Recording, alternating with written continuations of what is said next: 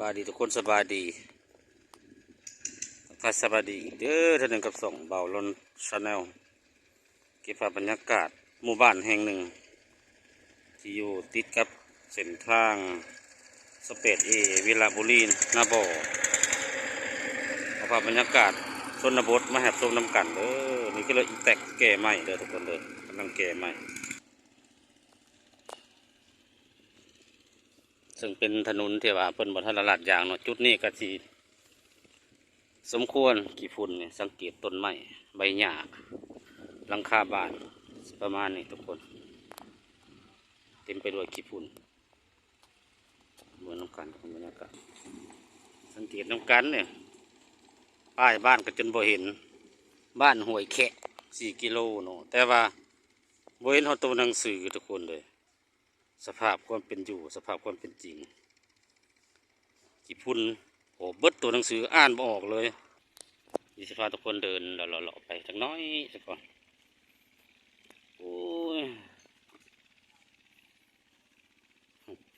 ขาอย่างนู้นยังว่ามักแต่งคนคล้ายมักแต่งเนาะ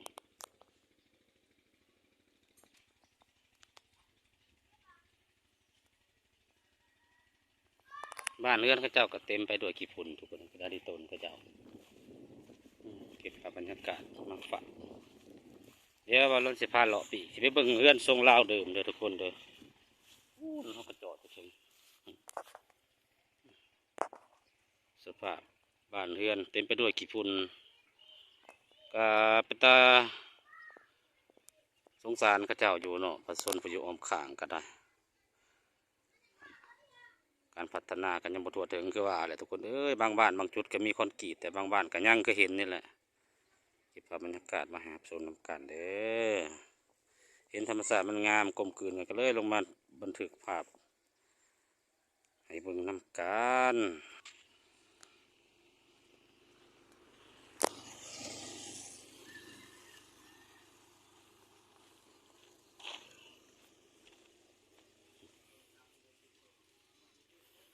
ปั๊มน้ำมันหลอดทุกคนเคยเห็นบ่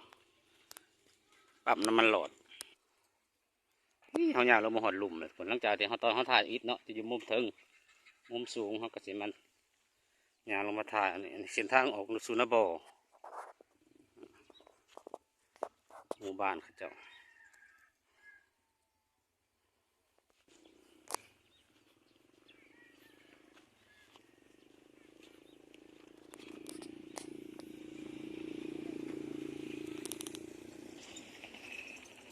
ฝั่งนี้เป็นบ้านน้ำมีฝั่งนั้นเป็นบ้านห้วยแขวเป็นทางแหวกทางนั้นเนาะ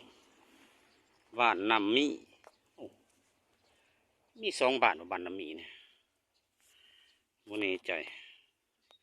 ป้าท่านนี้แค่เนี่ยคนเห็นน้อยหนึ่งบ้านเรือนเขาเจ้าสิประมาณนี้เนาะ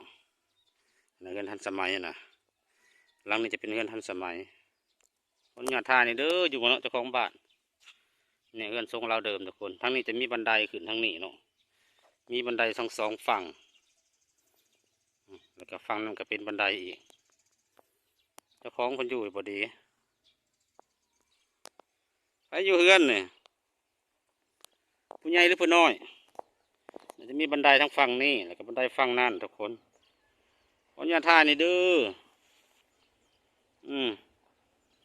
เรือนทรงผู้ไทยเรือนทรงผู้ลาวเรือนทรงผู้ไทยพี่น้องเอ้ยอันนี้เรือนครัวเพิ่นเนี่ยเรือนครัวดังเดิมเพิ่นมุมนี่มาเนี่ยทำมาอย่างมาแต่พูดเลยทุกคนมาอย่างมาแต่พูดมุมสูง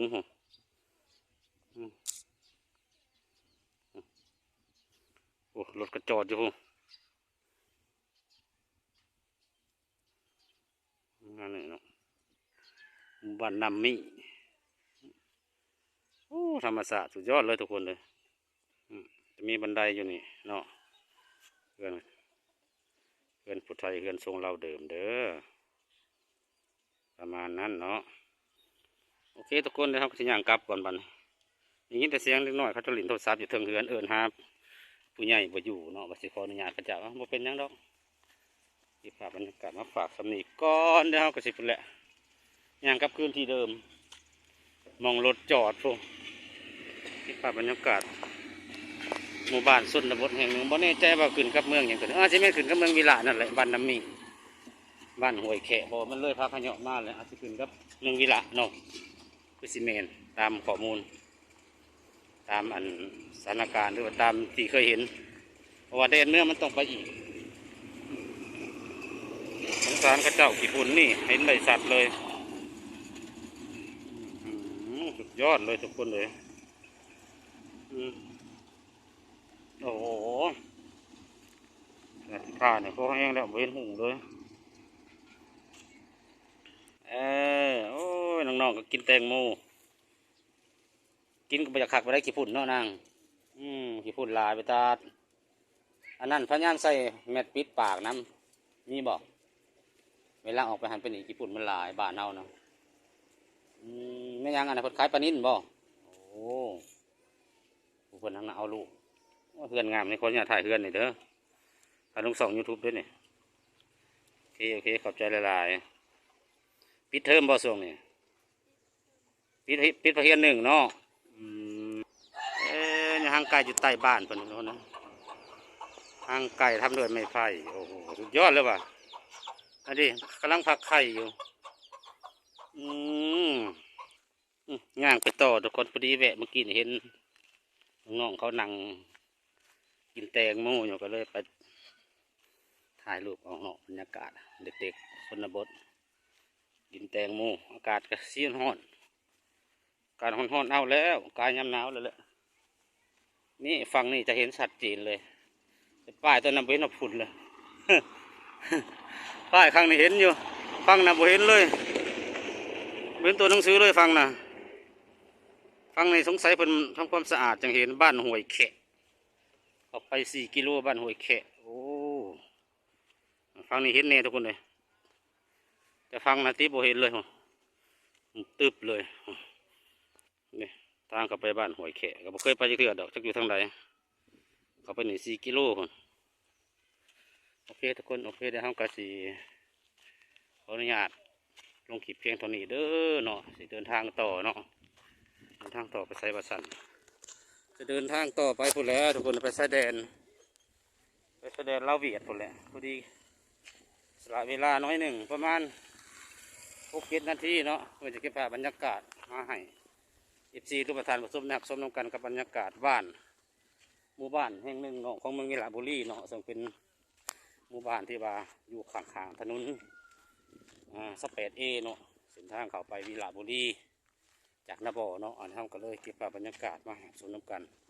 ที่ภาพประการใดขออภัยเด้อบ่แม่นว่าสิอยากอันนั้นเผยแพร่ว่าความลำบากการเป็นอยู่ของประชาชนผู้อยู่ขอบทางใกล้ถนนทางมาทันลาดยางกับสิมีขี้ฝุ่นเนี่ยประมาณนี้เดี๋ยวมาหนึ่งเราลองขอจบคลิปลงเพียงเท่านี้เนาะเก็บภาพถ่ายด้วยมุมสูงมุมเดิมที่เราเริ่มถ่ายคลิปแต่ตอนนาทีเลยมาหอนนี่บอลลอนขอกล่าวคำว่าสบายดี